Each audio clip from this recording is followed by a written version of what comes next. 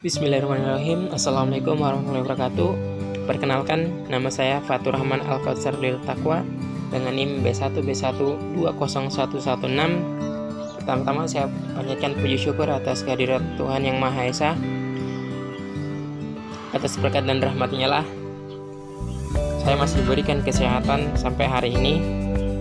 Dan tidak lupa pula saya mengucapkan terima kasih kepada dosen pengampu Bu Prof. Dr. Nurwati SE MSI selaku dosen manajemen sumber daya manusia 2. Kali ini saya akan membawakan materi bab 15 yang berjudul relasi tenaga kerja dan tawar menawar kolektif. Oke, next. Di sini saya akan membawakan 5 pembahasan atau 5 poin yang dapat saya sampaikan. Yang pertama, sejarah gerakan tenaga kerja Amerika Serikat. 2. Pengertian serikat pekerja dan fungsinya. 3. Keamanan serikat pekerja. 4. Proses tawar-menawar kolektif. Dan 5. Prosedur keluhan tenaga kerja. Oke, yang pertama, sejarah singkat gerakan tenaga kerja Amerika Serikat. Di Amerika sendiri terdapat sekitar 14 juta pekerja, yang dimana yang menjadi anggota serikat pekerja sekitar 14,3% dari total jumlah pria dan wanita yang bekerja di bidang sektor industri, publik, dan transportasi. Oke, yang kedua, pengertian serikat pekerja dan fungsinya. Serikat pekerja merupakan badan organisasi yang dibentuk untuk memberikan perlindungan, pembelaan atas hak dan kepentingan para tenaga kerja yang menjadi anggotanya. Untuk fungsinya, fungsi serikat pekerja menjadi perwakilan para pekerja, pihak yang membuat perjanjian dan melakukan penyelesaian, memperjuangkan hak dan kepentingan anggotanya. Oke, yang ketiga, keamanan serikat pekerja. Yang pertama, yang mungkin yang terpenting, serikat pekerja mencari keamanan untuk diri mereka sendiri.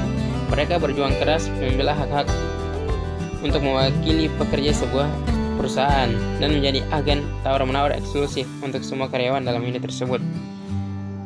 Terdapat 5 kemungkinan keamanan serikat pekerja. Yang pertama itu perusahaan tertutup atau closed shop, perusahaan yang dimana perusahaan hanya dapat mempekerjakan anggota serikat pekerja yang ada. Kongres melarang perusahaan tertutup dalam perniagaan antar negara bagian, tetapi cara ini masih ada di beberapa negara bagian untuk industri tertentu seperti percetakan. Cara ini menyumbangkan kurang dari 5% kontak serikat pekerja. Yang kedua, perusahaan serikat pekerja atau union shop, di mana perusahaan dapat mempekerjakan orang non serikat pekerja, tetapi mereka harus bergabung dengan serikat pekerja setelah periode yang ditentukan dan membayar iuran. Jika tidak, mereka dapat dipecat. Cara ini menyumbangkan sekitar 73% dari kontrak serikat pekerja. Yang ketiga itu ada perusahaan agensi atau agensi job, yang dimana karyawan yang tidak menjadi anggota serikat pekerja masih harus membayar kepada serikat pekerja dengan asumsi bahwa usaha serikat pekerja menguntungkan semua pekerja.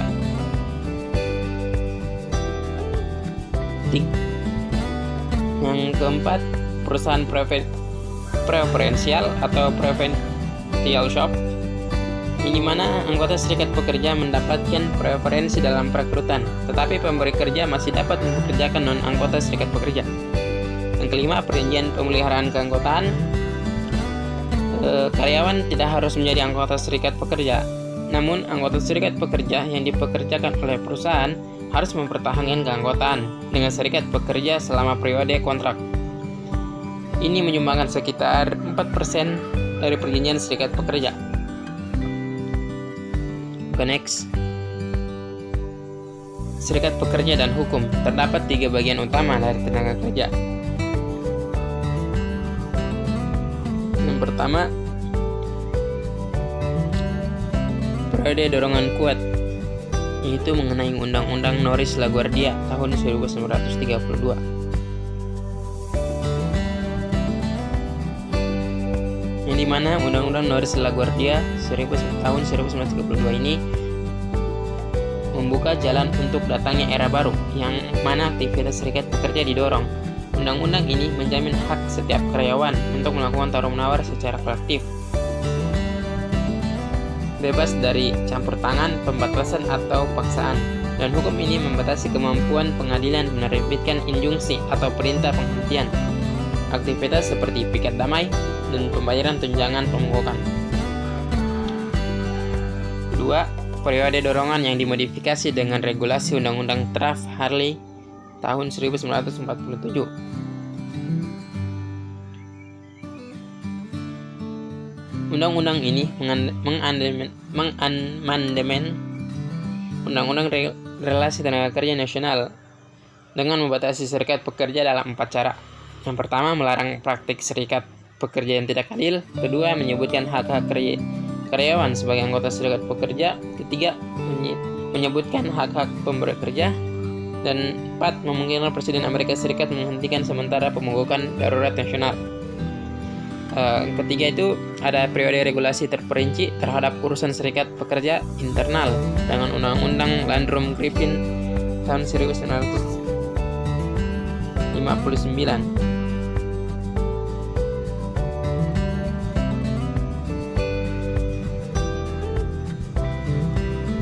Undang-undang ini juga menjabarkan aturan mengenai pemilihan umum serikat pekerja. Sebagai contoh, serikat pekerja nasional dan internasional harus memilih pejabat sedikitnya sekali setiap 5 tahun dengan menggunakan mekanisme pemungutan suara rahasia. Dan undang-undang tersebut mengatur jenis orang yang dapat mengabdi sebagai pejabat serikat pekerja. Sebagai contoh, hukum ini melarang selama waktu tertentu terpidana kejahatan pidana untuk memegang posisi pejabat serikat pekerja. Oke, next. Dorongan serikat pekerja dan pemilihan umum.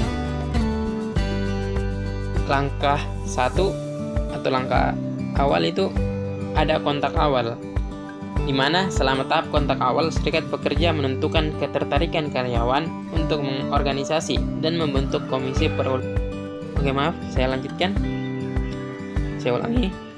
Langkah 1 kontak awal, di mana selama tahap kontak awal serikat pekerja menentukan ketertarikan karyawan untuk mengorganisasi dan membentuk komisi pengorganisasi. Inisiatif untuk kontak pertama antara karyawan dan serikat pekerja yang telah mewakili karyawan perusahaan lain atau dari serikat pekerja lain dalam kasus manapun terdapat kontak awal. Ada yang kedua, langkah 2, kartu organisasi,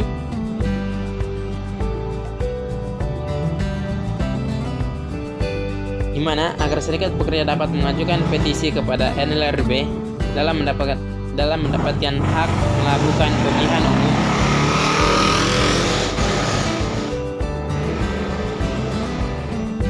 Oke, maaf, ada sedikit gangguan. Saya ulangi. Langkah 2, kartu organisasi. Agar serikat pekerja dapat mengajukan petisi kepada NLRB dalam mendapatkan hak melakukan pemilihan umum, mereka harus menunjukkan bahwa sejumlah besar karyawan mungkin tertarik untuk berorganisasi. Oleh karena itu, langkah berikutnya untuk pengorganisasi serikat pekerja adalah berusaha meminta karyawan menandatangani kartu otorisasi. Yang langkah ketiga itu dengar pendapat, di mana jika pemberi kerja memilih untuk tidak menentang pengakuan serikat pekerja tersebut sama sekali, maka kedua belah pihak tidak membutuhkan dengar pendapat dan pemilihan umum persetujuan diadakan. Jika pemberi kerja ingin menentang hak serikat pekerja tersebut, mereka dapat meminta diadakannya dengar pendapat untuk menentukan masalah-masalah tersebut. Keputusan pemberi kerja untuk meminta dengar pendapat adalah keputusan strategis. Ada langkah 4, kampanye, mana selama kampanye yang mendahului pemilihan umum, serikat pekerja dan pemberi kerja menarik karyawan untuk memberikan suara untuk mereka. Serikat pekerja akan menekankan bahwa mereka akan menjaga ketidakadilan, membuat sistem keluhan dan senioritas, dan memperbaiki upah. Yang kelima, langkah pemilihan umum. Pemilihan umum terjadi dalam 30 hingga 60 hari setelah NLRB menerbitkan keputusan dan pengarahan pemilihan umumnya. Pemilihan umum tersebut menggunakan pemungutan suara rahasia. NLRB menyediakan surat suara, bilik suara, dan kotak suaranya, dan menghitung suara dan menyatakan hasilnya. Next, cara untuk kalah dalam pemilihan umum NLRB. Menurut ahli Matthew Goodfellow, tidak ada cara pasti untuk menang, tetapi ada beberapa cara pasti untuk kalah, yaitu sebagai berikut. Yang pertama, tidak melakukan pekerjaan dengan baik. Kedua, menunjuk sebuah komisi. Ketiga, berkonsentrasi pada uang tunjangan. Dan 4, mendelegasikan terlalu banyak kepada divisi. Oke, yang keempat, proses tawar-menawar kolektif.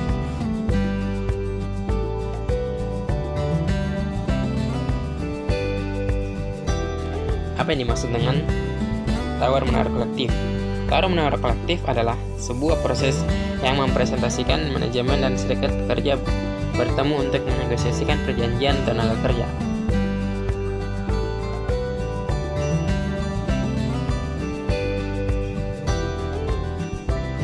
Terdapat komponen tawar-menawar.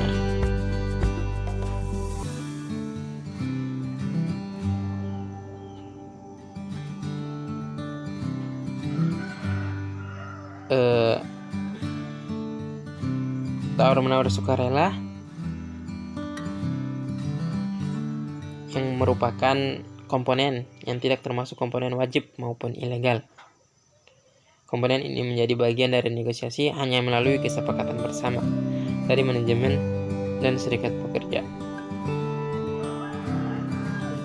Yang kedua, tawar-menawar ilegal adalah anggota yang dilarang oleh hukum. Sebuah klausul yang setuju untuk mempekerjakan anggota serikat pekerja secara eksklusif dan akan menjadi ilegal di negara bagian dengan hak untuk bekerja. Dan 3 itu tawar-menawar wajib.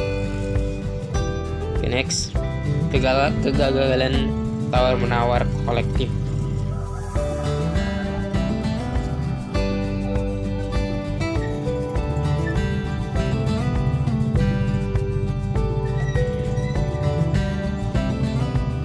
Yang pertama itu ada arbitrase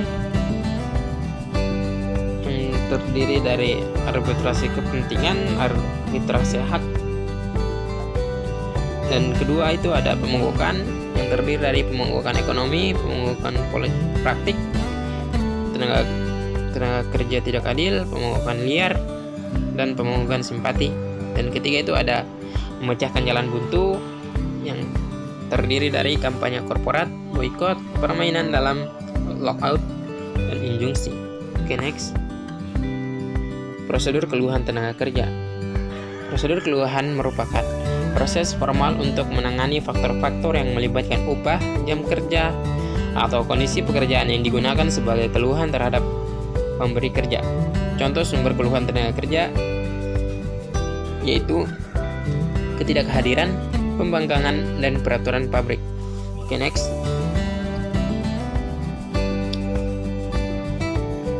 Pedoman untuk menangani keluhan. Di sini ada hal yang boleh dilakukan, yaitu berbicara dengan karyawan mengenai keluhannya, mendengarkan sepenuhnya orang tersebut, mengunjungi area kerja yang dikeluhkan, memeriksa secara menyeluruh catatan keluhan sebelumnya, memeriksa catatan personel karyawan yang mengajukan keluhan, dan terakhir itu menginformasi secara menyeluruh kepada penyedia mengenai keluhan. Dan ada juga hal-hal yang tidak boleh dilakukan, yaitu memberikan ganti rugi jika perusahaan yang salah, memberikan jawaban keluhan yang panjang secara tertulis, melakukan tawar-menawar terhadap hal yang tidak tercakup di dalam kontrak, melepaskan hak seorang manajer kepada serikat pekerja, membahas tentang kasus keluhan dengan perwakilan karyawan sendiri.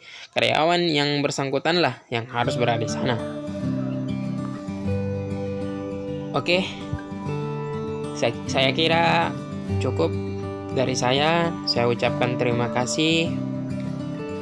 Lebih dan kurangnya mohon dimaafkan. Saya tutup. Assalamualaikum warahmatullahi wabarakatuh.